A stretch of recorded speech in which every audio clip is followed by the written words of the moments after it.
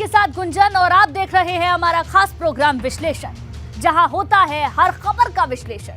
और आज बात होगी जेल पर लाल संग्राम की, क्योंकि आज अखिलेश यादव अपने पूर्व विधायक से मिलने झांसी की जेल गए थे।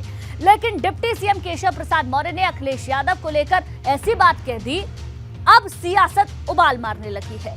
लेकिन सपा विधायक इरफान सोलंकी की जेल बदली के बाद भी मुश्किल खत्म होती हुई नजर नहीं आ रही, क्योंकि अब इरफान पर मुकदमों की हैट्रिक लग गई है। वहीं बात करेंगे निकाय चुनाव की भी, जिसकी तारीख का ऐलान भले ही ना हुआ हो, लेकिन भाजपा अपनी तैयारी में अभी से जुट गई है। वहीं बात करेंगे कांग्रेस के यूपी जोड़ो मिशन की, जिसके जरिए भाजपा यूपी के सभी विपक्षी दलों को एक साथ एक मंच पर लाने की तैयारी कर रही है। लेकिन बड़ा सवाल ये है, क्या ऐसा होगा? तो कहीं मत जाइएगा, बने रहिए हमारे साथ, क्योंकि अब होगा विश्लेषण।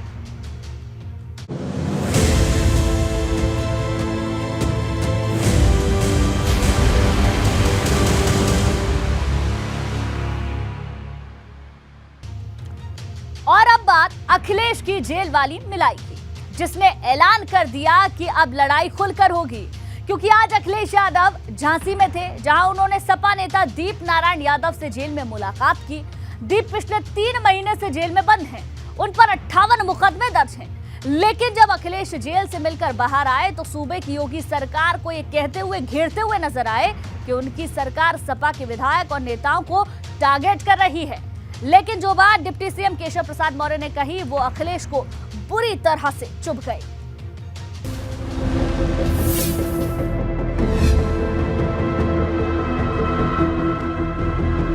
ये सरकार जिस रास्ते पे जा रही है, समाजवादी पार्टी लगातार लड़ती रहेगी। अखिलेश की जेल वाली मिलाई, अब खुलकर होगी लड़ाई।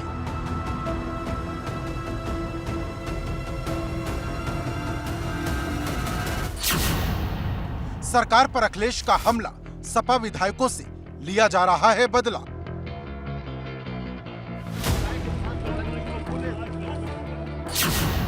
जेल पर लाल संग्राम, अखिलेश पर केशव ऐलान। तो वो भी कुछ दिन बाद जेल जाएंगे।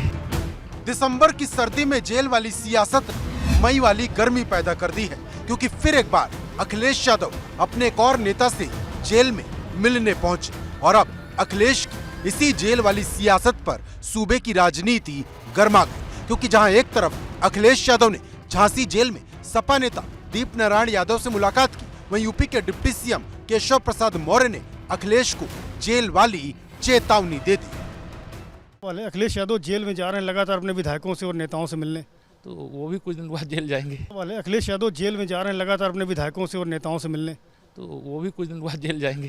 देखिए, हम तो सब तैयार हैं, जितने लोग हैं समाजवादी लोग सब जेल जाने को तैयार हैं।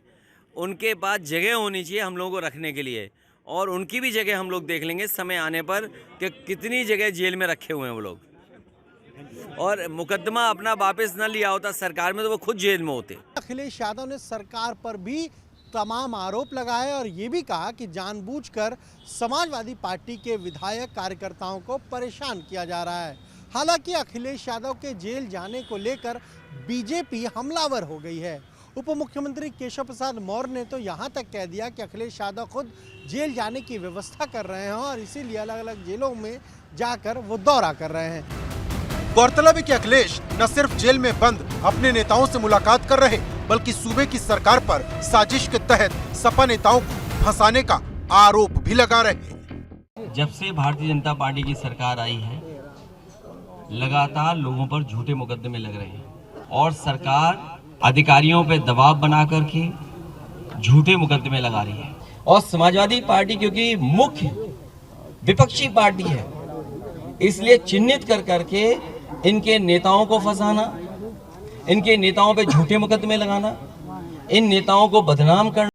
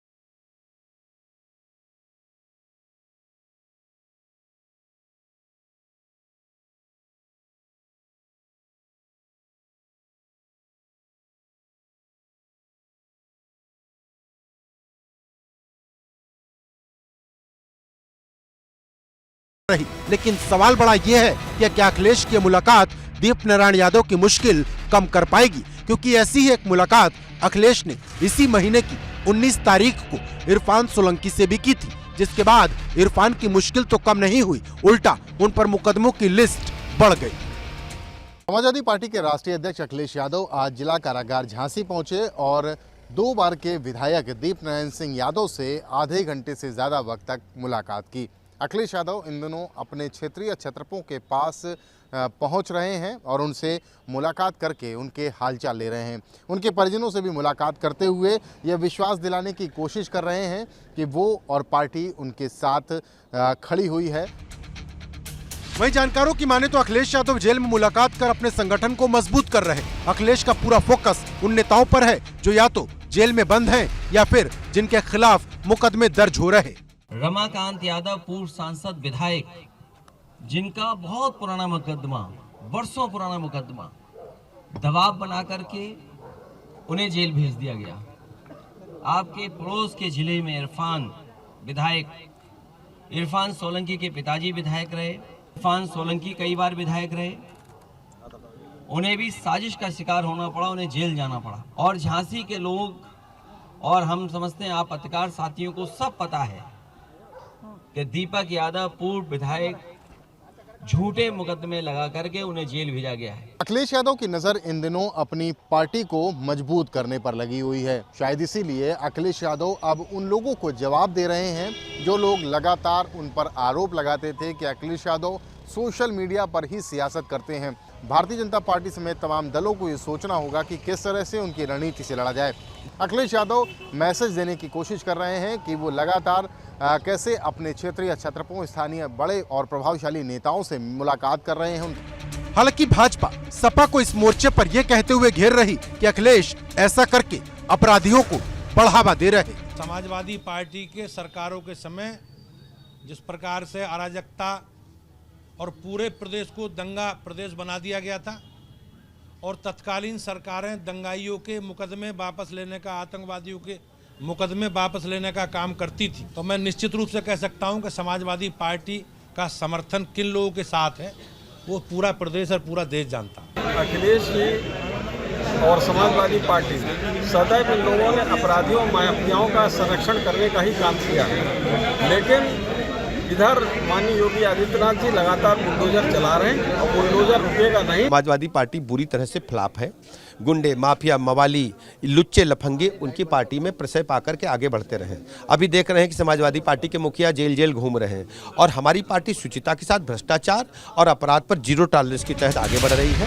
अब सवाल इस बात का है कि क्या अखिलेश सिर्फ जेल में जाकर अपने नेताओं से मुलाकात करेंगे या फिर उनके लिए कोई लड़ाई भी लड़ेंगे, क्योंकि जब से अखिलेश ने समाजवादी पार्टी की कमान संभाली है, सड़क पर आकर कोई बड़ी लड़ाई नहीं लड़ी। Bureau report, ABP Ganga. और अब बात करेंगे इरफान सोलंकी की। एक तरफ अखिलेश यादव जेल में जाकर सपा नेताओं से मिल रहे हैं, वहीं जेल में बंद नेताओं की मुश्किलें बढ़ती जा रही हैं, क्योंकि अब इरफान सोलंकी पर एक दिन में 3 मुकदमे दर्ज हुए हैं, जो न सिर्फ इरफान की मुश्किलें बढ़ा रहे हैं बल्कि खतरे की घंटी भी बजा रहे हैं। पिछले 1.5 महीने में ये 5वां मुकदमा है जो इरफान सोलंकी पर दर्ज हुआ है। लेकिन बड़ा सवाल ये है कि इरफान की मुश्किल आखिर कहां जाकर खत्म होगी, क्योंकि अभी 5 दिन पहले ही इरफान सोलंकी को कानपुर से 400 किलोमीटर दूर महराजगंज शिफ्ट किया गया है।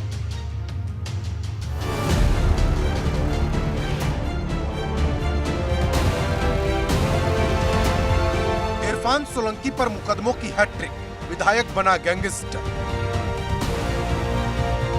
जेल बदली के बाद मुकदमों की झड़ी, टेंशन में सोलंकी। सपा विधायक इरफान सोलंकी की मुश्किल खत्म होने का नाम नहीं ले रही, क्योंकि पहले गिरफ्तारी हुई, फिर जेल बदली हुई और अब इरफान पर मुकदमों की झड़ी लग गई, क्योंकि पुलिस ने अब इरफान सोलंकी पर 3 नए मुकदमे दर्ज कर दिए हैं, जिसमें एक मुकदमा गैंगस्टर एक्ट का है, दूसरा जमीन पर कब्जा करने का और तीसरा मुकदमा पुलिसकर्मी के साथ दुर्व्यवहार करने का और काम में बाधा पहुंचाने और सरकारी काम में गतिरोध पैदा करने को लेकर दर्ज किया गया है। जांच मऊ में मुकदमा अपराध संख्या 156/22 धारा 3(1) उत्तर प्रदेश गिरोहबंद व समाज विरोधी क्रियाकलाप अधिनियम के तहत गैंगस्टर एक्ट के तहत दर्ज किया गया है।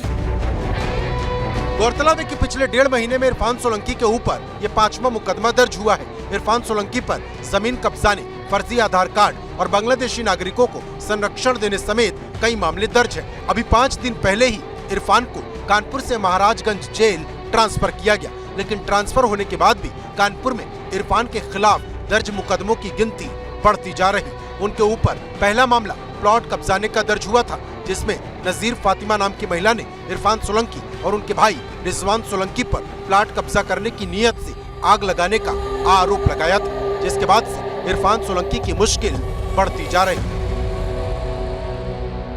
समाजवादी पार्टी के विधायक इरफान सोलंकी की मुश्किलें कम होने का नाम नहीं ले रहीं। कानपुर पुलिस ने इरफान सोलंकी पर 3 नए मामले दर्ज कर लिए हैं। 2 मामले जाजमऊ थाने के अंतर्गत दर्ज किए गए हैं, जबकि 1 मामला ग्वालटोली थाने का है। इरफान पर गैंगस्टर एक्ट की भी कार्रवाई की गई है और उनके भाई रिजवान सोलंकी को भी एक मामले में आरोपी बनाया गया है।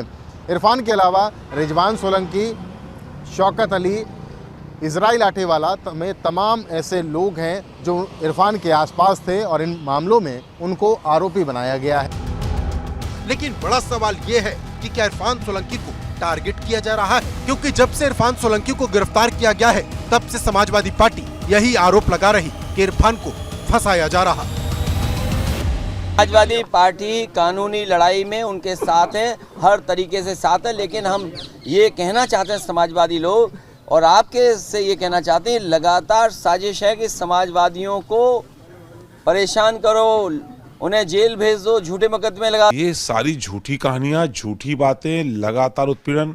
जब अखिलेश यादव जी आए, अखिलेश यादव नेता प्रतिपक्ष हैं, उत्तर प्रदेश के पूर्व मुख्यमंत्री हैं और सबसे बड़े राजनीतिक परिवार के मुखिया हैं आज तारीख में।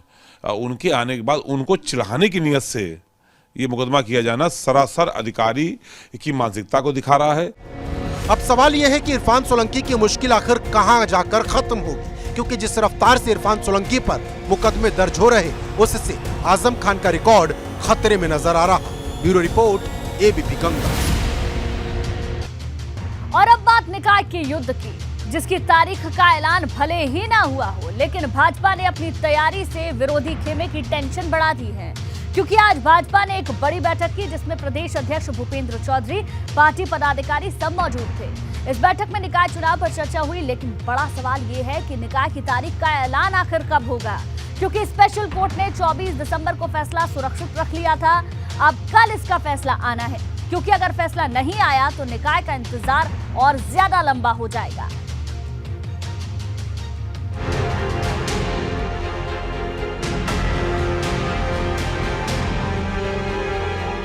भाजपा का निकाय प्लान तैयार, कोर्ट के फैसले का इंतजार।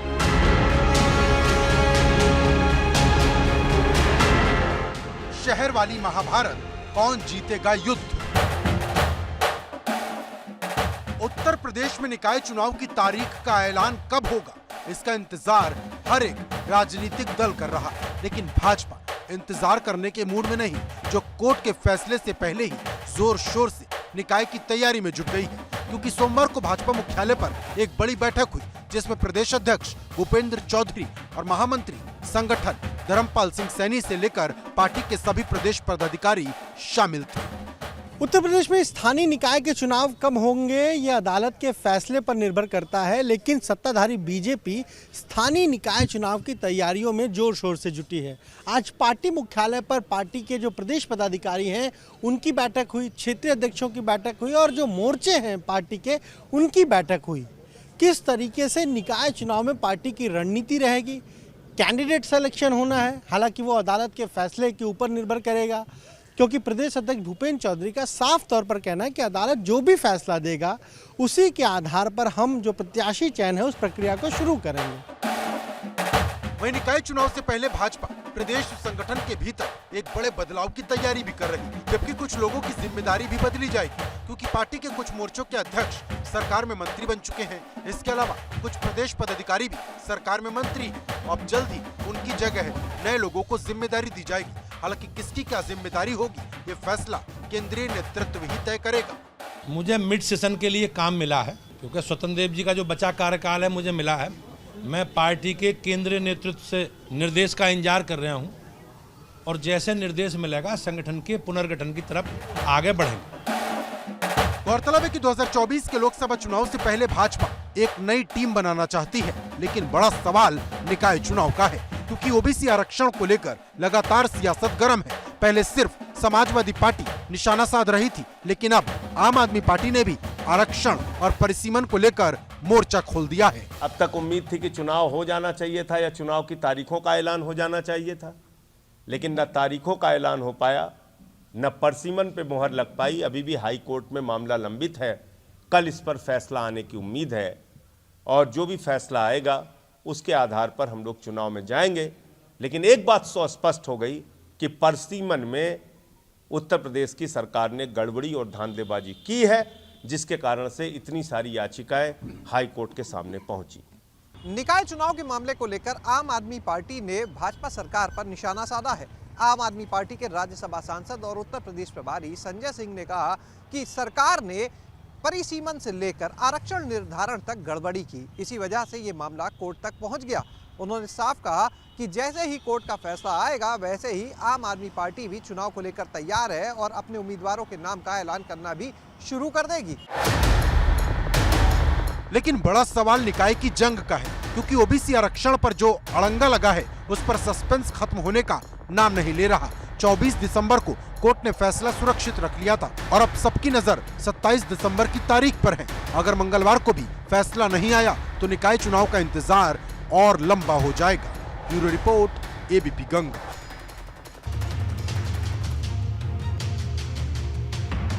और अब बात कांग्रेस के यूपी जोड़ो मिशन, क्योंकि कांग्रेस यूपी में 50% वोट को जोड़ने के लिए सभी विपक्षी दलों को अपनी यात्रा में लाने की तैयारी कर रही है।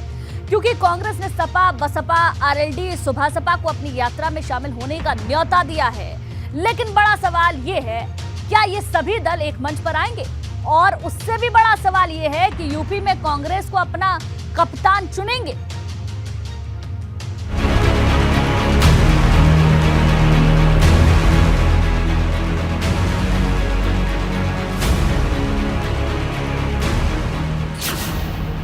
कांग्रेस का यूपी जोड़ो मिशन 24 के लिए 50% वाली तैयारी।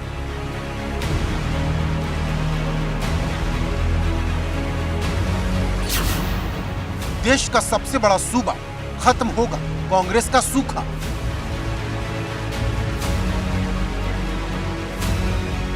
नौ राज्यों से होते हुए राहुल गांधी की भारत जोड़ो यात्रा दिल्ली तो पहुंच गई है, लेकिन यूपी पहुंचने से पहले राहुल को यूपी को जोड़ने की टेंशन खाए जा रही, क्योंकि कांग्रेस की भारत जोड़ो यात्रा अब तक जितने भी राज्यों से गुजरी वह कांग्रेस सीधी लड़ाई में है। लेकिन यूपी में ऐसा नहीं है, क्योंकि यहाँ कांग्रेस की स्थिति सपा, बसपा, सुभासपा और रालोद से भी खराब है। लेकिन अब कांग्रेस भाजपा को टक्कर देने के लिए सपा, रालोद, बसपा और सुभासपा को अपने मंच पर लाने की तैयारी कर रही, क्योंकि कांग्रेस को लगता है कि हर राजनीतिक दल का अपना वोट बैंक है, जो एक साथ जुड़ गया तो 50% तक आसानी से पहुंचा जा सकता है। निमंत्रण राहुल जी ने कहा है कि निमंत्रण सबको जाएंगे, जितने बड़े नेता हैं अन्य दलों के उनको सबको निमंत्रण जाएंगे। बीजेपी को नहीं जाएगा, लेकिन और लोगों को जाएंगे। अब वो जैसे जैसे उनकी परिस्थितियां हैं उसमें वो बताएंगे, वो आ सकते हैं, नहीं आ सकते हैं, आएंगे तो हम उनका स्वागत करेंगे। लेकिन बड़ा सवाल यह है कि क्या कांग्रेस एक मंच पर सपा और बसपा को ला पाएगी, क्योंकि 2019 में दोनों ने मिलकर चुनाव लड़ा था, लेकिन भाजपा पर कोई खास असर नहीं पड़ा था। उत्तर प्रदेश की पॉलिटिक्स में आज की तारीख में कांग्रेस कहीं नहीं है। कांग्रेस इन सारे लोगों को बुला करके दो बातें बताना चाहती है। पहली बात तो बताना चाहती है कि वो किसी गठबंधन के लिए तैयार है, और दूसरा कि गठबंधन का जो लीडर होगा वो कांग्रेस होगी। अब सवाल यह है कि क्या कांग्रेस की भारत जोड़ो यात्रा में यूपी जुड़ पाएगा, क्योंकि कांग्रेस का दावा है कि उसने अखिलेश यादव से लेकर मायावती, जयंत चौधरी, ओम प्रकाश राजभर और चंद्रशेखर आजाद समेत विपक्ष के कई नेताओं को यात्रा में शामिल होने का न्योता भेजा है। हालांकि अभी तक नेताओं के पास ये न्योता पहुंचा नहीं है। उत्तर प्रदेश में आने वाली है, कांग्रेस ने आपको इनवाइट भी किया है, क्या आप उसमें शामिल? अभी मुझे कोई इन्विटेशन नहीं मिला। गौरतलब है कि 2017 में हुए विधानसभा चुनाव में कांग्रेस और सपा के साथ आने पर अनुभव अच्छा नहीं रहा था। सपा को करारी हार मिली थी। अब देखना होगा कि क्या सपा राहुल गांधी की यात्रा में शामिल होगी। वही सवाल मायावती, ओम प्रकाश राजभर, आम आदमी पार्टी और दूसरे दलों का भी है, जो अभी तक अपने पत्ते नहीं खोल रहे। सुहेलदेव भारतीय समाज पार्टी का स्टैंड क्लियर है। हम अपना यात्रा चला रहे हैं और अपना कार्यक्रम चला रहे हैं। हमारा कल 27 दिसंबर को महिला हक अधिकार महारैली भेलारा कादीपुर विधानसभा सुल्तानपुर जिले में है। हम अपने कार्यक्रम में लगे हुए हैं। उनके आमंत्रण आए थे, लेकिन अब पार्टी ने कोई जवाब नहीं दिया है। तो मैंने उनसे कहा कि हम अपने लोगों से पूछ करके बातचीत कर लेते हैं, शामिल होना है कि नहीं होना है। जैसा लोग कहेंगे वैसा हम आपको मैसेज देंगे। तो उसके बाद हम 1 घंटे बाद चले गए बलिया। तो बलिया से आए तो अभी लोगों से बातचीत नहीं हो पाई है। यही है। वहीं कांग्रेस के सामने मुश्किल ये भी है कि यूपी में उसकी स्थिति ठीक नहीं। पिछले 3 दशक से कांग्रेस जहां राज्य की सत्ता से बाहर है, वहीं लोकसभा में उसका एक ही सांसद बचा है। यही वजह है कि कांग्रेस के ध्वज तले आने से तमाम विपक्षी दल बच रहे हैं। Bureau report, ABP Ganga. और अब बात करेंगे कोरोना की, जिस पर सरकार ने एहतियात बरतने को कहा है, लेकिन लोग हैं कि मानने को तैयार नहीं है, क्योंकि चीन से डराने वाली तस्वीर आ रही है, लेकिन भारत में लोग सबसे जरूरी समझा जाने वाला मास्क भी नहीं लगा रहे। अब सवाल ये है, जब ये हाल है तो नए साल पर होगा क्या? क्योंकि अक्सर जोश में होश खो देते हैं लोग, और अब यही डर नए साल पर सता रहा है।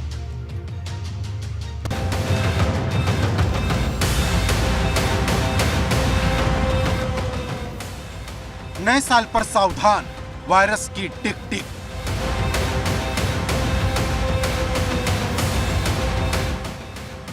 अल्टीमेटम के बाद भी बेफिक्र। एक तरफ नए साल का जश्न है तो दूसरी तरफ कोरोना का खतरा।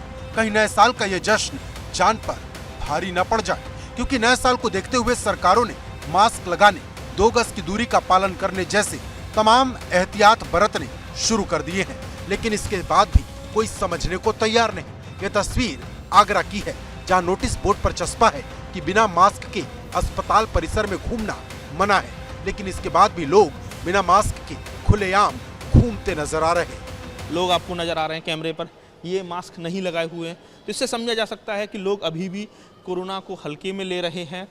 प्रदेश सरकार की तरफ से एक विस्तृत गाइडलाइन इसको लेकर जारी कर दी गई है। तमाम लोग हैं, तमाम जो पैरामेडिकल स्टाफ है वो मास्क नहीं लगाए हुए हैं, मेडिकल स्टाफ है। कुछ ऐसा ही हाल मेरठ का भी है, जहां जिला अस्पताल में मरीज ही नहीं, कुछ डॉक्टर भी लापरवाह बने हैं। कोरोना के बढ़ते खतरे को देखते हुए सरकारी अस्पतालों में भी बेहतर इंतजाम किए गए हैं, और उन बेहतर इंतजाम की बानगी आप देखिए कि किस तरीके से यहाँ पर जिला अस्पताल की ओपीडी में ये प्रोटेक्टिव जो बैरियर है वो यहाँ पर लगाया गया है कि जो भी मरीज आएंगे वो मरीजों की जो सांसें हैं वो ये प्रोटेक्टिव बैरियर रोकने का काम करेगा। इसी के साथ ही देखिए कि जो तमाम यहाँ जिला अस्पताल का स्टाफ है वो पूरी तरीके से मास्क लगाकर यहाँ पर बैठा हुआ है। कोई भी डॉक्टर, कोई भी स्टाफ जो है वो बिना मास्क के नजर नहीं आ रहा है। अब सवाल ये है कि जब लोग मास्क लगाने के लिए तैयार नहीं, 2 गज की दूरी का पालन करने के लिए तैयार नहीं, तो क्या वो नए साल पर सावधानी वाली सलाह मानेंगे? वहीं एक सवाल सरकार की तैयारी का है, क्योंकि मंगलवार से सरकार सभी अस्पतालों में मॉक ड्रिल करने जा रही है। कोविड प्रबंधन के सारे संसाधन, जैसे हमारे ऑक्सीजन प्लांट्स हैं, ऑक्सीजन कंसंट्रेटर्स हैं और हमारे वेंटिलेटर्स हैं, इंक्लूडिंग स्टाफ, जो चाहे पैरामेडिकल हो, चाहे नर्सिंग स्टाफ हो या हमारे चिकित्सक हैं, सभी लोग एक साथ उपस्थित होंगे। और लेकिन बड़ा सवाल यह है कि क्या मॉक ड्रिल वाली तैयारी कोरोना की लहर में काम आएगी? क्योंकि पिछली बार भी खूब तैयारी हुई थी, जो वक्त आने पर धरी की धरी रह गई। Bureau report, ABP Ganga.